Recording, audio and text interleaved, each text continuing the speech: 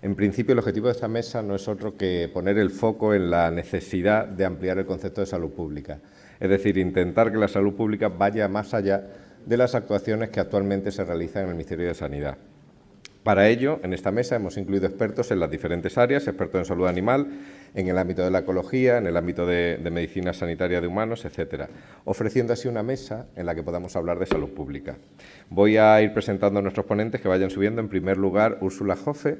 Úrsula Joffe es licenciada y doctora en veterinaria, es investigadora del Grupo de Investigación en Sanidad y Biotecnología del Instituto de Investigación en Recursos Cinegéticos, donde además es responsable del área de enfermedades infecciosas de aves silvestres, y su investigación incluye, entre otras cosas, la ecología de enfermedades compartidas entre aves silvestres, animales domésticos y humanos, como la influencia aviar o la fiebre del virus del Nilo occidental. Úrsula, cuando quieras, por favor.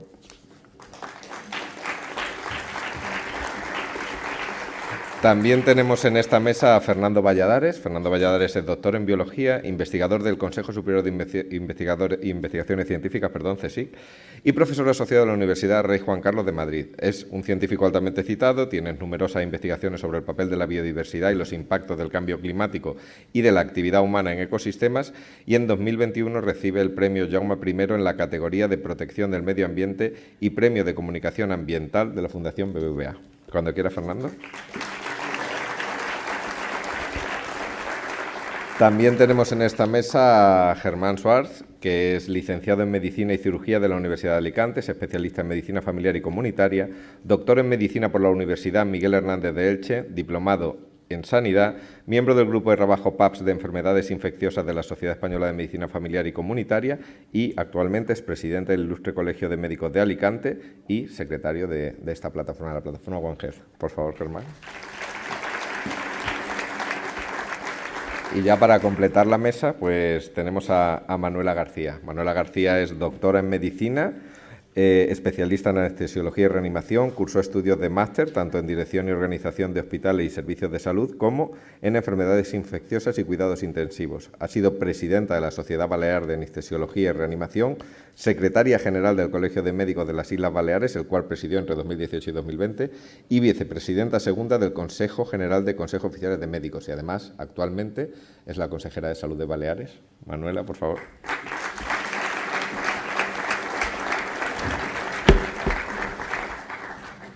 Bueno, yo creo que tengo micro y que se me escucha. Para hacer una introducción a la mesa, pues vamos a hablar un poquito de la importancia que tiene ampliar este concepto de salud pública, ¿no? Como decimos, más allá de las actuaciones que se llevan a cabo hoy en día, si nosotros realmente queremos blindar la salud pública, estar preparados para todos esos desafíos que no solo en zoonosis, sino en muchos otros ámbitos nos depara la salud pública, tenemos que desde el principio integrar la salud humana, la salud animal y la salud ambiental. Como se ha visto, son saludes que están íntimamente relacionadas y todos los procesos sanitarios para prevenir y mantener esa salud deben estar integrados. Las estrategias, como hemos dicho, de prevención y control de enfermedades zoonóticas, la importancia de la vigilancia epidemiológica integrada, la promoción de la colaboración intersectorial, la evaluación del impacto que las políticas y los programas de salud pública pueden tener, así como los desafíos y oportunidades emergentes en la gestión de la salud, son los pilares que sustentan esta mesa que tenemos hoy y de la que vamos a hablar con los ponentes. En principio, hemos elaborado unas preguntas para que podáis contestar, voy a irla haciendo alternativamente para que podáis contestar todos y no de una vez, sino poco a poco. Y voy a empezar con Úrsula, que bueno, ya habéis leído su currículum y tiene mucho que decir en esta mesa. ¿Qué influencia tienen las bioresistencias en la salud pública y cómo se integraría esto dentro del enfoque One Health? Bueno, va a haber una mesa específica de este tema, además con ilustres ponentes, mucho más que yo en esta temática, pero entonces no quiero adelantarme a esto, pero justo hoy se ha hablado ya de este tema varias veces y además se ha resaltado el trabajo enorme que se ha hecho por parte de las administraciones y en el plan, en la reducción del uso de los medicamentos, en promover el buen uso y en la vigilancia a nivel de humanos, animales y también del ambiente, al menos sobre todo una de las cosas que se está haciendo mucho es a nivel de los aguas, los efluentes, por ejemplo. Pero estamos hablando de One Health, estamos hablando de medio natural y a mí me ha faltado un factor. Es posiblemente una deformación mía porque trabajo en este tema justamente, pero el animal silvestre es un factor muy importante en este sistema también y es un factor que conecta muchas veces el animal doméstico, el humano o los efluentes de los humanos otra vez con los humanos, con los domésticos. Si hablamos de cosas muy concretas como pueden ser animales que se alimentan o humedales que están alimentados por aguas depuradas y que luego se contaminan con bacterias portadoras de mecanismos de resistencia y luego anidan en nuestros parques o se alimentan en campos de cultivo, ¿no? Son ejemplos muy concretos, muy gráficos, pero este tipo de sistemas están ahí. Y otra cosa que también estamos trabajando mucho en sistemas en los que estamos controlando lo que vemos, que es el uso de los antibióticos, que es su presencia, pero ahora sabemos que hay muchos otros factores que promueven el desarrollo, el intercambio, el desarrollo, la activación de mecanismos de resistencia en bacterias. Y no quiero entrar en de dónde vienen, pero está el cambio de las temperaturas, están otras cosas que están en el ambiente, como pueden ser los metales pesados, que también influyen en esto. Entonces, a la hora de hacer una política para tratar de abarcar este tema, creo que es muy importante tener en este concepto, incluir también factores que se escapan a los reglamentos, a los trabajos concretos que se pueden hacer en un ámbito solo. Y en este sentido es muy importante la comunicación. Cuando hablamos de ecosistemas sanos, y esto lo puede decir mucho mejor Fernando, estamos pensando en cosas que están lejos, pero realmente esto va de muy pequeño a muy grande. Cada uno de nosotros es un ecosistema, cada animal es un ecosistema y el ambiente urbano es un ecosistema y cada granja es un ecosistema. Y estos son ecosistemas nuevos, antiguos, en desarrollo y en constante cambio. Si hablamos de aves acuáticas, todo el mundo pensamos en un humedal. Donde tenemos ahora mismo las mayores concentraciones de aves acuáticas, donde yo voy cuando necesito muestrear determinadas especies de aves acuáticas, es a un vertedero municipal, porque ahí puedo tener miles de aves, cuando en otro sitio tengo a lo mejor mucha mayor diversidad, pero no tengo esa concentración que me permite hacer un muestreo rápido. Entonces estamos creando sistemas completamente nuevos en los que la fauna silvestre va a tener cada vez un papel mucho más importante del que a lo mejor le concedemos a la hora de los problemas que nos podemos encontrar a la hora de tratar de gestionar los problemas que se han creado, por ejemplo, con las bioresistencias. Con la bioresistencia, sí.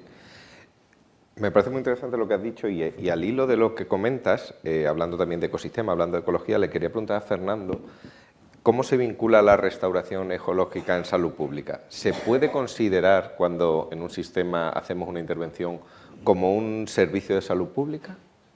Bueno, la respuesta corta es un sí. Y antes de continuar, quería dar las gracias a que tenga lugar a todos los que lo han hecho posible este congreso. Me parece un mensaje, digamos, esperanzador, ¿no? De que por fin vayamos reconociendo que no somos la especie elegida, sino somos una más, y que nuestra salud depende de las demás especies. Y luego me quería hacer eco de una pregunta que ha dejado en el aire, algo retórica, Roser Domènech, lástima que no estoy aquí, y mi contestación a ella, si recordáis, analizó los perjuicios económicos y los perjuicios tremendos de la degradación ambiental, ¿no? Y dio cifras y se preguntaba, ¿cómo es posible que no hagamos prevención? Y yo desearía estar equivocado, pero tengo una contestación también muy corta. No hacemos prevención porque el negocio, el PIB, la economía, la mueve la enfermedad, no el evitarla. Y hasta que no cambiemos eso, me parece que no estaremos logrando las condiciones para que la mentalidad One Health gane realmente posiciones. Constantemente lo vemos en Europa, lo vemos en muchos sitios. One Health es degradado en cuanto a la economía arrecia, ¿no? Como los tractores hacen arreciar la conservación del medio ambiente, cuando es precisamente el medio ambiente lo que deberían tener como primera línea de preocupación los que llevan esos tractores por las carreteras. Y bueno, y contestando, desarrollando un poco más la idea de si la restauración ecológica es o no y puede ser considerada un servicio de salud pública, y como decía, la respuesta es un clarísimo sí, y lo podemos ilustrar con muchos ejemplos, muchas actividades. Restauración ecológica es básicamente restaurar los procesos que mantienen un ecosistema saludable, que funcione. La diferencia entre un zoológico o un museo y un ecosistema es que un ecosistema funciona. Y un museo o un zoológico no. La prueba está que en el zoológico hay que llevar comida, hay que mantenerlo artificialmente con energía y suministros. Esa funcionalidad de los ecosistemas se pierde porque falta una especie o porque se rompe una interacción, determinadas cosas que podemos restaurar. Y eso es lo que la restauración ecológica procura, ayudar a que la naturaleza recupere su funcionalidad. Y por poner un ejemplo que lo podemos ilustrar, hay bastantes trabajos con una enfermedad, la enfermedad de Lyme, en la costa este de Estados Unidos, sobre todo, que ha sido muy estudiada y que nos ha abierto mucho la mirada. La enfermedad de Lyme, como muchos y muchas conoceréis, es una enfermedad bacteriana que tiene como reservorio a los roedores y el vector es una garrapata. Una actividad típica de restauración ecológica es eliminar especies exóticas invasoras, que precisamente interfieren en el funcionamiento de un ecosistema. Bueno, pues en la costa este de Estados Unidos se vio que eliminando una especie exótica invasora, que era el Aligustrum japonicum, el aligustre de Japón, una especie que no era nativa de los bosques y matorrales de la costa este de Estados Unidos, esa labor de restauración ecológica disminuyó dramáticamente la prevalencia y la incidencia en humanos de la enfermedad de Lyme. ¿Por qué? Porque en ese aligustre se desarrollaban estupendamente tanto los vectores, las garrapatas, como los reservorios, los roedores. Y siguiendo con ese ejemplo de la enfermedad de Lyme y muchos más estudios que han ido aportando, por ejemplo, otra labor de restauración ecológica, la reintroducción o la conservación de especies que están disminuyendo en número, especies nativas, como por ejemplo la zarigüeya, pues reintroducir o conservar la zarigüeya hacía que operara este principio, este mecanismo de la dilución. La dilución se apoya en la diversidad biológica, de tal forma que especies parecidas pueden compartir los patógenos, pero como son parecidas y no iguales, ese patógeno no funciona exactamente igual de bien en todos. Y al no funcionar exactamente igual en todas las especies con las que se empieza digamos, a compartir ese patógeno, el efecto neto es que se diluye. Se ha visto con la enfermedad del Nilo Occidental cuando hay diversidad de aves y en el caso de la enfermedad de Lyme, en el momento en que se reintroduce, se mantiene, se conserva la zarigüeya, que es una de las primeras en desaparecer, y se comparte el patógeno de la enfermedad de Lyme con los roedores, la prevalencia de la enfermedad, la carga de la bacteria disminuye.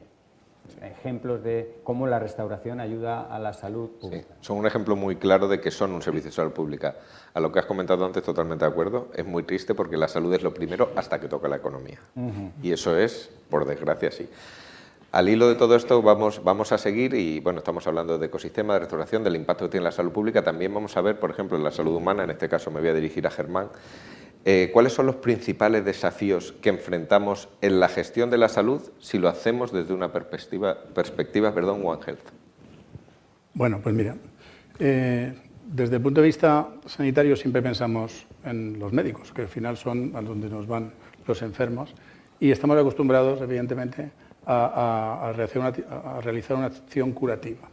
Desde hace bastante tiempo se conoce que una acción preventiva es muchísimo más eficiente y más barata a la larga, como dijo Roser, y yo estoy de acuerdo con lo que habéis dicho anteriormente. Yo creo que uno de los retos es cambiar ese concepto antropocéntrico que solo nos preocupa la sanidad desde el punto de vista humano, solamente curar y empezar a ver mucho más allá en una salud pública que ya tiene un concepto comunitario y un concepto sobre la población, de salud poblacional, que hoy por hoy está totalmente superado con los conceptos de una salud global, planetaria, del ecosistema y además tener en cuenta que nuestra propia actividad, incluso la sanitaria, está realizando un perjuicio sobre ese ecosistema. En eso está trabajando la Organización Médica Colegial y nos preocupa y los primeros en concienciarse y en cambiar este concepto son los propios profesionales. Este es el reto número 1. O sea, que nosotros mismos empecemos a activar en nuestra profesión, en nuestro día a día, empecemos a cambiar algunas de nuestras formas de hacer la consulta para que tengamos una repercusión menor sobre el medio ambiente y para que hagamos un mayor grado de prevención antes que curación.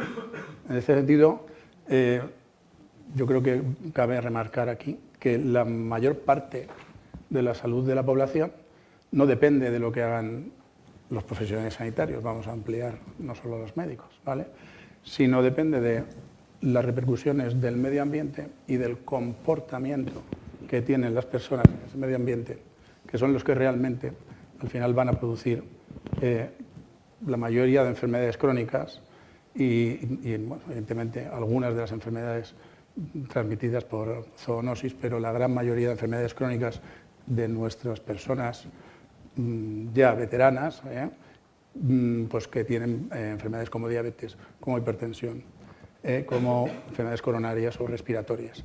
En ese sentido, si actuamos sobre el medio, lo que estamos haciendo es que no aparezcan las enfermedades. Y eso es un tema muy interesante que no nos damos cuenta y que realmente hay que verlo a largo plazo. El problema de nuestra mente humana es que entiende las cosas a muy corto plazo. Y además quiere soluciones muy rápidas y casi milagrosas, cuestión que a veces no es posible, ¿no? Entonces yo creo que primero transmitir a nuestros profesionales, segundo transmitir también a la población de que debe tener este tipo de actitudes y recibir este tipo de consejos para hacer el mundo sostenible. Y sostenible, yo quería darle el énfasis en que el sostenible no es que sea sostenible para mí, sino que hagamos las cosas sostenibles significa que realmente nuestras generaciones futuras reciban el medio ambiente o nuestro mundo de una manera pues como nosotros al menos lo hemos recibido y si no mejor. Entonces, estos son retos importantísimos que yo creo que debemos de cambiar. Otra cuestión es la percepción de riesgo, que muchas veces estamos trabajando desde la plataforma One Health para eso. La población hasta ahora está empezando a oír hablar de estos conceptos de One Health, de estos conceptos de ecosistema, pero no percibe el riesgo, porque realmente no es un tema que le atañe directamente o ellos creen eso, ¿no?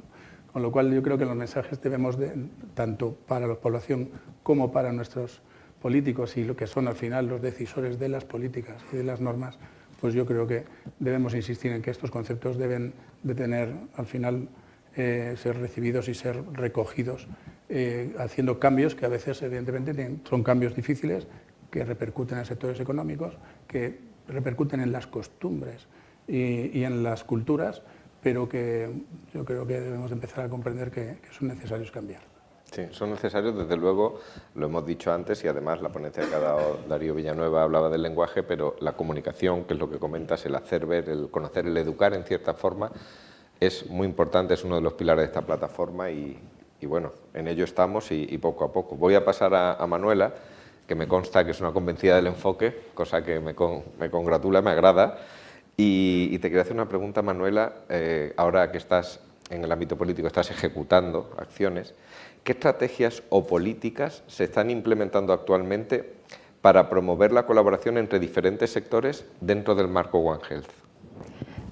Bueno, en primer lugar, muchísimas gracias por la invitación a la plataforma. Me hacía mucha ilusión venir, ¿no?, por formarme parte de ella desde los inicios.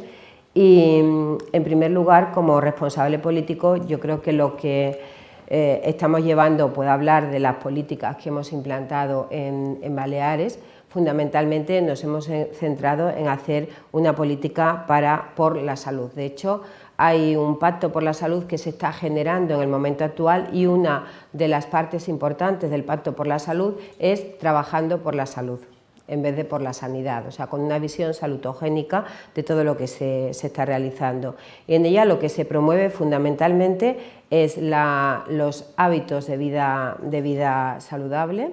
Se proviene el que las personas pasen el menor tiempo posible en sedestación, se hace un plan inclusivo también de bienestar emocional y todo eso en el medio donde habitualmente se desarrolla, es decir, hemos salido de lo que es la Consellería de Salud y lo que hemos hecho ha sido estrategias colaborativas con la Consellería de Educación, con la Consellería de Servicios Sociales, con la Consellería de Turismo, con la Consellería de Empresa. Y hay programas asociados a cada uno de ellos, programas que lo que intentan es, como decía Germán, pues que la enfermedad no aparezca. Entonces, en esa línea hay centros escolares en los que, te pongo un ejemplo, pues los niños están habituados, tienen un cuarto de hora, hay un programa en el que hay un cuarto de hora en el que salen a trotar alrededor del centro, ¿no? Hay rutas hechas para niños especialmente, hay determinadas plataformas en las que puede ir tanto la empresa como la propia persona que quiere tener hábitos de vida saludable, como también las propias instituciones para mirar cómo se ha ido desarrollando. Luego también tenemos otra en los hospitales para disminuir la huella de carbono, son hospitales en los que se está trabajando intensamente a través de un gabinete de cambio, o sea, un comité de gestión del cambio climático, y en esa línea, pues, por ejemplo, hay un hospital que es el Hospital de Manacor, que es el que nos lleva más aventajado, en el que realmente es un referente, ¿no? Como un hospital saludable. Pero además acabamos de sacar lo que son las empresas saludables, de tal manera que a través de las empresas ellas hacen un plan durante 2 años que faciliten, además de la prevención a los propios trabajadores, pues que faciliten hábitos de vida saludable, alimentación saludable, todo lo que puede facilitar que tengan esa vida, aparte de evitar el tabaquismo, los tóxicos. Tenemos arenales libres de humo, empezamos ahora terrazas libres de humo, y toda esa cultura, yo creo que el papel fundamental que tiene que tener ahí la Consellería es trabajar de una manera transversal. O sea, mi papel se limita fundamentalmente a coordinar y organizar diferentes consellerías, que es una labor difícil en ocasiones, porque trabajar de una manera multidisciplinar y con intereses en todos los ámbitos es bastante complicado, ¿no? en ese aspecto. Quizás la que mayor efecto One Health, o sea, de una manera One Health tenemos, es el programa de obesidad infantil que se realiza en un centro de la ciudad de Palma, que es un sector con unos determinantes de salud muy claros, es un sector muy deprimido, con un sector muy deprimido, y por ejemplo, pues aquí es donde digo que hemos implementado toda una serie no solo de actuaciones frente a los niños en cómo tienen que comer o los hábitos de vida saludable, pero también con las familias, también haciendo comedores en verano, porque esas familias no son capaces, es decir, no son capaces de darle una alimentación adecuada a sus hijos en verano, y por lo menos que la comida al mediodía sea una comida adecuada. Entonces, toda esta dinámica es lo que se está trabajando actualmente en la Consellería, o sea, aplicar el sector salud. Sí, veo que lo estáis aplicando bastante. El concepto salud. El concepto lo estáis aplicando bastante, además estáis siendo bastante transversal y bastante multidisciplinario, o sea, vais muy en One Health y sobre todo con estrategia de prevención, que al final es de lo que se trata. Pues volviendo más a la parte de zoonosis, hablando de prevención, vuelvo a ti, Úrsula, y me gustaría preguntarte por qué el enfoque One Health es más importante que nunca, teniendo en cuenta las enfermedades emergentes, que hemos visto, como ha dicho Úrsula, que en su mayoría son zoonosis, que se están produciendo debido a los cambios globales. Pues vuelvo a una frase que acaba de salir hace un momento, ¿no? La percepción de riesgo. Realmente, cuando pensamos a lo mejor y de hecho han salido un poco más en los conceptos de One Health y en prevención, enfermedades menos relacionadas, no infecciosas, sino más bien enfermedades que de hecho eran más importantes. La misma OMS los consideraba muchísimo más importantes y son las más importantes causas, eran las causas más importantes de mortalidad humana, las enfermedades no infecciosas, hasta que apareció COVID-19. Con lo cual, los que trabajábamos en zoonosis teníamos una importancia relativa y volvemos un poco a esta importancia relativa ahora mismo con los cambios de percepción de riesgo de nuevo. Sin embargo, si estamos pensando en otra enfermedad de la que acaba de hablar Roser, la influenza aviar, la gripe aviar, ahora tenemos una percepción de riesgo, de hecho lo acaba de mencionar ella, porque hay transmisión a mamíferos y entre mamíferos, y más recientemente entre vacas lecheras, que ya nos suena mucho más de cerca que un león marino en las costas argentinas. Sin embargo, esta enfermedad lleva circulando de forma masiva y matando millones de aves silvestres y domésticos, por consecuencia también por los programas de vigilancia que son muy efectivos en aves domésticas, desde hace más de 2 años. Y todo el que trabaja en enfermedades infecciosas sabe que los patógenos, la recirculación entre individuos, ayuda en su desarrollo, ayuda en su cambio, ayuda en su mejor adaptación. Significa que llevamos desde hace 2 años con una lotería, es una catástrofe ecológica, que es lo que a mí me preocupa más y posiblemente también a Fernando. Pero aparte de eso, tenemos una situación extremadamente peligrosa a la que no estamos haciendo mucho caso.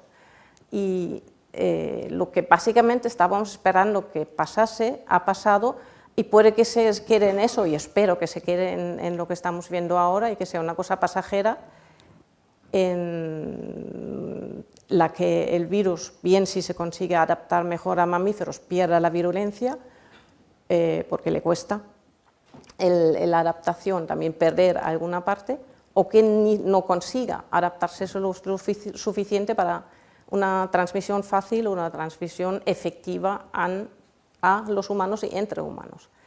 Pero bueno, hay miles de ejemplos, ¿no? Pero estos unos ejemplos en los que una vigilancia en un contingente que está fuera del ámbito más clásico de la salud, como es la humana o de los animales domésticos, puede darnos permitirnos estar un paso por delante. Y el implementar los conductos de prevención y de bioseguridad correctos puede ser la pequeña barrera entre una catástrofe y una cosa más limitada. Y de hecho, una de las cosas, no es posiblemente el lugar ni el momento, pero me gustaría, hay científicos ahora mismo, esto está pasando en Estados Unidos, pero sería muy, muy importante que pensásemos desde la parte de sanidad animal, desde la parte tanto de salud pública, en vigilar a animales que no son clásicamente en los que pensamos cuando pensamos en gripe aviar, pero tenemos ya bastante evidencia. Hemos tenido un aviso con los bisones y ahora estamos teniendo el siguiente con las vacas, que es una enfermedad que es muy impredecible. Y lo decimos muchos que llevamos muchos años trabajando en esta enfermedad y que el virus que está circulando actualmente ha roto todos los moldes clásicos que conocíamos. Entonces, y es simplemente lo estoy utilizando como un ejemplo. En el ámbito veterinario, con los coronavirus, que es otro virus de coronavirus, los coronavirus D, que son los propios de las aves, tienen todas las características que luego tenía el COVID-19, una transmisión aérea extremadamente eficiente y rápido, una recombinación frecuente y muy rápida que hace la vacunación extremadamente complicada y requiere de una vacuna viva. Entonces, muchas veces cuando miramos a través de los ámbitos, y lo mismo para los veterinarios, muchas veces incorporar, de hecho muchas veces los veterinarios somos los niños pobres de los médicos, muchos de los avances que utilizamos para tratar a los animales domésticos o incluso los silvestres al final vienen de la medicina. Entonces, cuanto más trabajemos en conjunto y cuanto más crucemos ideas, yo trabajo muchísimo en combinar ecología y epidemiología, porque los veterinarios tenemos una formación para tratar al individuo y no nos falta muchas veces la vista poblacional.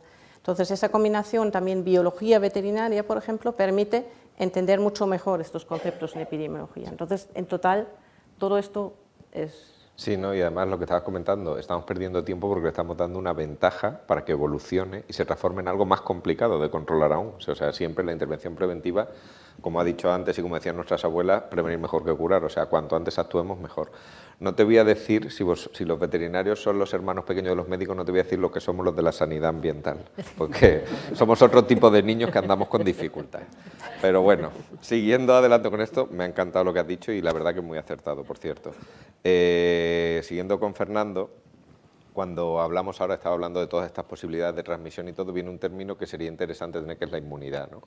Entonces, ¿a qué nos referimos cuando hablamos de un término que todos oímos, pero queremos tenerlo claro? ¿A qué nos referimos cuando hablamos de inmunidad de paisaje y realmente cómo puede influir esa inmunidad de paisaje en la salud pública?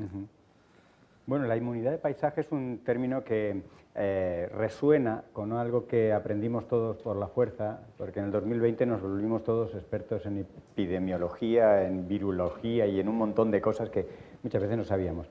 Y aquello de la inmunidad de grupo, bueno, que es el nombre políticamente correcto de lo que en ciencia se venía llamando inmunidad de rebaño. Pero algunos políticos dijeron, los seres humanos no somos rebaño. Y digo, no, ya quisiéramos. Para muchas cosas iríamos mejor. Bueno, la inmunidad de paisaje en realidad es una denominación en la cual no hay un sistema inmune en sentido estricto implicado, pero hace esa analogía de que hay estructuras y dinámicas del paisaje que evitan infecciones.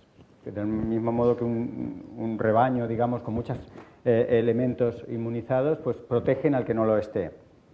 Y para ilustrar un poco esto, he estado ahí trayendo cómo podía contar tanto a la escala temporal corta, más la ecología, y la escala temporal un poco más larga, aunque en bacterias la cosa va muy rápido y las generaciones van rápido, que sería la escala evolutiva, ¿no? El concepto de inmunidad de paisaje guarda, por ejemplo, relación con lo que he mencionado antes del efecto de dilución, el hecho de que haya más diversidad en un grupo funcional, en especies parecidas, y que compartan el patógeno, hace que como el patógeno no funciona exactamente igual en todas, el resultado neto es que la prevalencia de la enfermedad disminuye. Pero es uno de los 3 mecanismos grandes por los cuales la diversidad, que es un componente importante para la estructura y la dinámica de los ecosistemas, por los cuales la biodiversidad nos protege a los humanos de estos posibles saltos que eventualmente acaben llevando al patógeno al humano.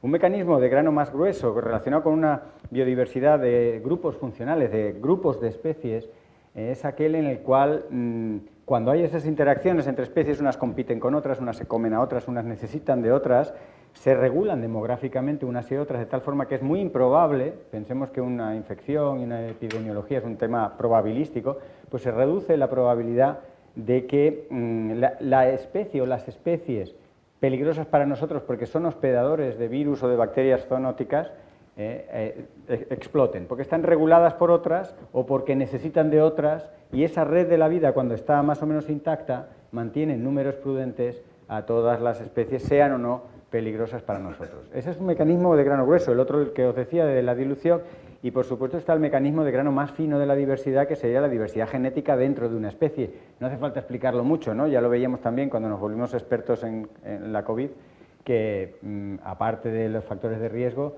había una variabilidad genética dentro de la especie que hacía que el mismo patógeno tuviera efectos muy distintos.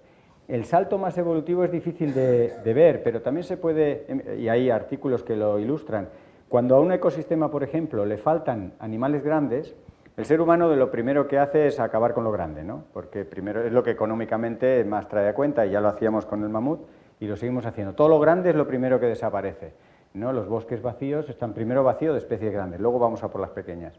Las especies grandes transportan con ellas un montón de especies comensales, parásitos, etcétera, muchos de ellos potencialmente patógenos o infecciosos para el ser humano.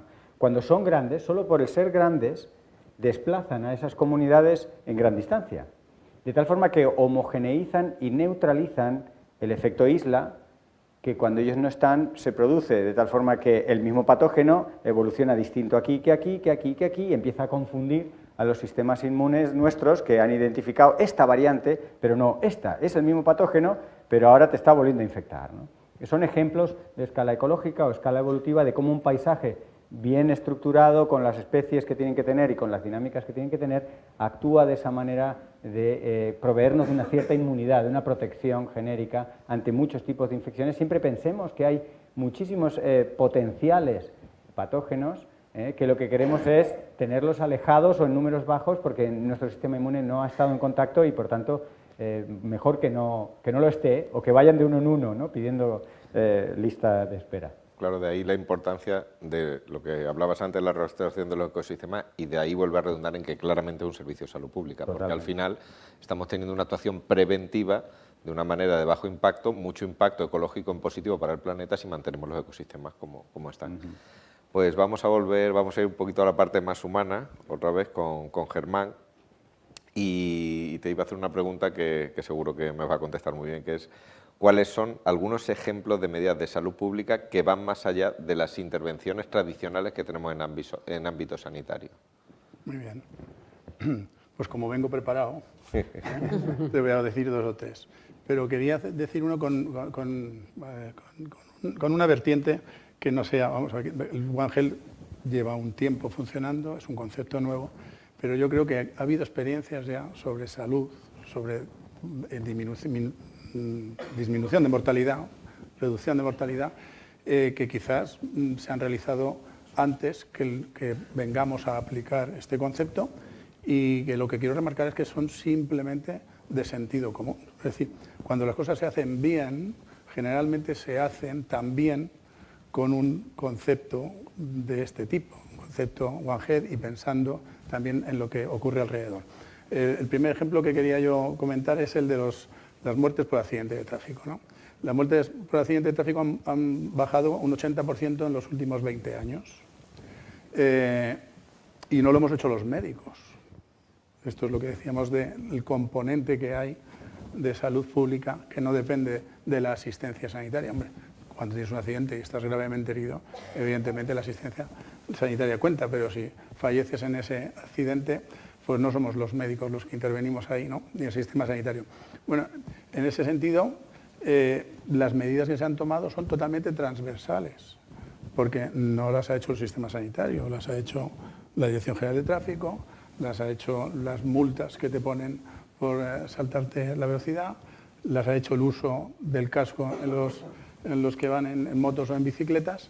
Por lo tanto, yo creo que es un buen ejemplo de que no hace falta inventar muchas cosas para hacer las cosas bien, ¿no? Un nuevo concepto para hacer las cosas bien, si bien evidentemente el nuevo concepto existe y viene a reforzar lo que ya se ha hecho.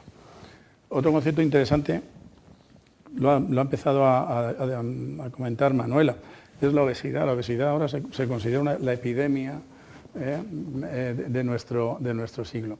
Y hay una cosa curiosa en la obesidad.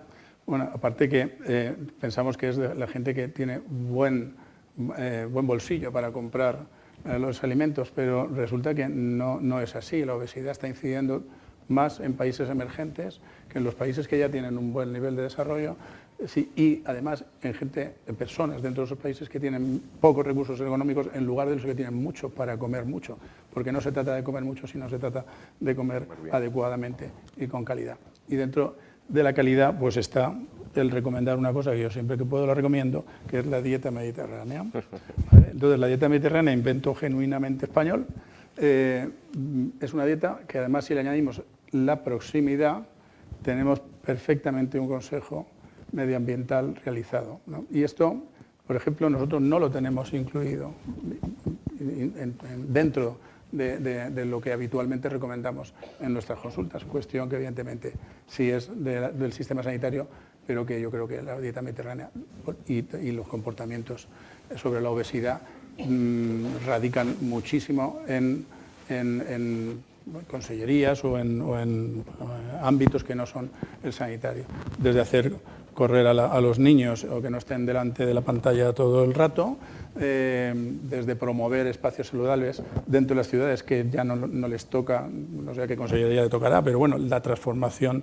de las ciudades en entornos más proclives a que se haga un ejercicio y un ejercicio con seguridad ciudadana, pues es un tema que compete a otras consellerías que no son las sanitarias, ¿no? Con esto yo creo que dos ejemplos que vienen a decir que no todo lo debe de hacer sanidad y es así. Por supuesto que no todo. Es curioso cómo evolucionan las sociedades. La edad media, una persona gruesa, una persona con un alto poder adquisitivo, como has comentado. Hoy en día es todo lo contrario. Generalmente otros factores también como el nivel cultural afectan. El nivel cultural y la falta de recursos para poder acceder a cierto tipo de alimentos. Es curioso que en ciertos países comprar una comida ya hecha sea más barato que comprar la materia prima, pero esto pasa y como consecuencia pues se produce la obesidad. Hablando de esto que has comentado y antes de pasar a Manuela, intervenciones tradicionales en el ámbito sanitario, se están haciendo muchas innovaciones en el ámbito sanitario y lo voy a comentar porque pasa en Baleares, curiosamente. Hay un ejemplo de una empresa de sanidad ambiental que trabajando con médicos han hecho una evaluación ambiental porque a veces el médico ejerce perfectamente su función, pero la patología la está produciendo un factor ambiental y el hacer estas evaluaciones ambientales ayuda en muchos casos a descartar enfermedades. Y ahora, volviendo ya a Manuela, porque es que en tu comunidad sois muy pioneros en muchas cosas. ¿Cuáles son los principales obstáculos para la implementación efectiva del enfoque One Health en la gestión de la salud? ¿Cuáles son esos obstáculos que te encuentras? Bien, yo creo que me atrevería a decir que es cuáles son los obstáculos para realmente trabajar en salud y promover la salud, ¿no? En primer lugar, vamos a ponernos en los ciudadanos. Tenemos que comunicar de manera diferente. Y ahora te pongo un ejemplo, y lo intentaré hacer todo, por ejemplo, la vacunación, ¿no? Es un elemento de salud pública, previene enfermedades. Bueno, pues tenemos unas cifras bajas, en Baleares habitualmente bajas, este año más bajas todavía, pero ha estado a nivel nacional. Que realmente que nos hemos dado cuenta, es decir, que los jóvenes, y esto fue aquí en Madrid, un chico me dijo, a mí si no me has dicho nada en un minuto de tic-tac, yo no me entero, y si además me dices que pida cita, yo no voy a ir a pedir cita, o sea, entonces la manera de comunicar a la población, tenemos una población muy dispar, entonces a un chico de 18 años probablemente no podremos comunicarle como a un señor mayor de 70 que está acostumbrado a ir por su cita al centro de salud y a ponerse su vacuna. Eso que nos hemos dado cuenta, o por ejemplo, que la vacunación pediátrica ha sido realmente, se puede decir, muy baja, pues ha hecho que el calendario vacunal, o sea, la manera de vacunar de la próxima campaña la hayamos cambiado. Y entonces se abra sin hora, sin días, para que el mensaje será vacúnate que salva vidas, punto, tuya y de tu familia, y ven a vacunarte cuando quieras. O sea, tienes las puertas del centro de salud abiertas y mientras que pases por aquí te vamos a pillar a vacunarte. Y por otro lado, que se haga algo que se hacía antiguamente y que se había dejado de hacer, que es ir a vacunar a los colegios, porque los padres tampoco sacan a los niños, dejan el trabajo y van a sacar a los colegios. Entonces, yo creo que el mensaje, la manera de comunicar y la manera de llegar a la ciudadanía es diferente. Por otro lado, también están los propios profesionales, y ahí coincido mucho con Germán. Nosotros estamos acostumbrados a curar, y a la actividad asistencial. Cuando tú empiezas a hablar de bienestar emocional, por ejemplo, que hemos hecho una dirección de salud pública, que hay una inversión de 5 millones de euros solo para lo que son estrategias, y hablas de bienestar emocional, del plan de salud mental, de la relación con hacer social, de que las personas con salud mental grave tienen que tener un lugar en este mundo, muy bien, y cuando llevan 2 días te dicen, perdona, a ver, es que yo tengo que me faltan 3 psicólogos, 3 psicólogos, un psiquiatra, un trabajador social, tengo una lista de espera porque no puedo atender a los pacientes, y al final la asistencia de alguna manera siempre prima incluso en nosotros mismos como ciudadanos, creo, a la hora de la exigencia. Y eso para mí es un hándicap de que quizás no, seguro, las medidas que podamos imponer de salud son medidas a las que vamos a ver a largo plazo, la ausencia de enfermedad, algunos o sea, de alguna manera hay que medirla. Supongo que lo habrá, yo los desconozco si hay indicadores de ausencia de enfermedad una vez que inicie el tratamiento, pero creo que es un factor que sí que tendríamos que tener muy presente, ¿no?, en este aspecto. Y luego está, por otro lado, la falta de formación a lo largo del grado de un trabajo multidisciplinar. Ahora, en mi otra profesión, digamos, en la actual, pues notas que es muy difícil que la colaboración entre diferentes profesiones, entre diferentes organismos, la manera de colaborar, porque todos aportamos mucho, y esto a mí me lo enseñó la plataforma prácticamente, ¿no?, que relacionarme con personas que sabían más que yo de comunicación, de biología, y lo que hacía era enriquecer el conocimiento que yo tenía. Ese concepto yo creo que hay que hacérselo ver desde pequeñito a los niños y desde el grado a todas las personas que estamos haciendo. No estaría de más que universidades pues pudieran relacionarse como aquel proyecto que vimos, ¿no, Maite?, en el que veterinarios y médicos que hacían microbiología pues presentaban los trabajos de fin de grado de una manera común y de una manera colaborativa. Es muy importante, porque si no cada uno se sigue mirando exclusivamente el ombligo, ¿no? Y entonces quizás sean los tres puntales más importantes que veo yo ahí. Me alegra ver de todas formas que aunque hay obstáculos los solventáis bien y tenéis medidas para seguir adelante. Quiero, bueno, antes de finalizar con la mesa, que además vamos un poco mal de tiempo, antes de agradeceros a todos, quería agradecer que Manuela ahora es consejera de Sanidad, pero ha estado con nosotros aquí en esta plataforma peleando para que esto saliera adelante como compañera y de verdad que gracias. Ahora sí, el agradecimiento extensivo a los cuatro de verdad, porque en el previo que hemos preparado esta mesa en todo habéis sido muy generosos, al igual que hoy hablando. Maite lo ha dicho esta mañana, Ángel, se trata de generosidad. Se trata de multidisciplinariedad. Hoy aquí viendo estos diferentes puntos de vista hemos visto los relacionados que están. Estamos hablando de ecosistemas, estamos hablando de enfermedades de especies animales y estamos viendo que todo está totalmente relacionado y que si queremos hablar de prevención tenemos que hablar de enfoque One Health, que es la herramienta, y que la prevención es básica, tanto en virus, como estaba comentando antes Úrsula, que pueden ir saltando y que les estamos dando un tiempo que estamos perdiendo para luego poder contrarrestarlo, como cuando hablamos de ecosistemas, como cuando hablamos de salud humana. Así que nada más que daros las gracias a todos, espero que la mesa os haya aportado.